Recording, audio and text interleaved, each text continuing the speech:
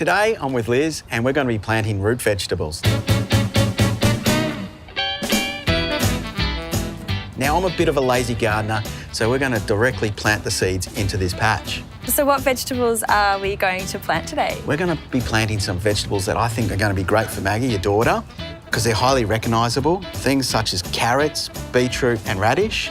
And I love growing radish with kids because you get a really quick result. They'll actually see the sprouts come up in about 2 or 3 days. So you can plant with seedlings or with seeds. What's the difference? You definitely can. I prefer to plant by seed because whenever you plant by seedlings, I find that they get transplant shock. And also what happens is quite often you'll end up with carrots that tend to start to look oddly shaped. Because what happens is you try and put the root into the ground, it actually pushes it up. Right. So that's why you end up with these carrots that are all not necessarily straight. So I've never planted with seeds before. Seeds are really easy, particularly when you can directly plant them into the soil. Now, the general rule of thumb with seeds, you plant them twice their diameter. Okay, so if you've got a seed that large, it needs to sit under the soil by the same amount. So will you show me how to do that? I definitely will. You just grab your finger and you make what they call a drill. Nice straight line. You try and just drop them along like so.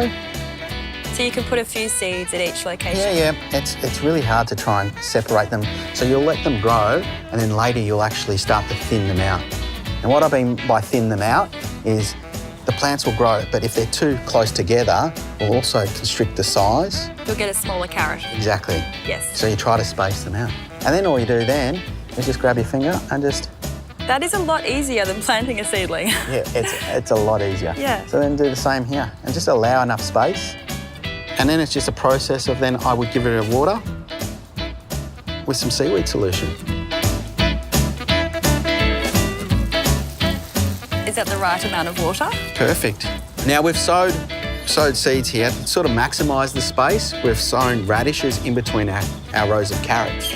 The reason being is that our carrots are going to take longer to grow, so we'll be able to harvest those radishes and the carrots can keep growing. The great thing about growing root vegetables in a back garden is you don't have to harvest them all at once, so you can leave them in the ground until you're actually ready to use them.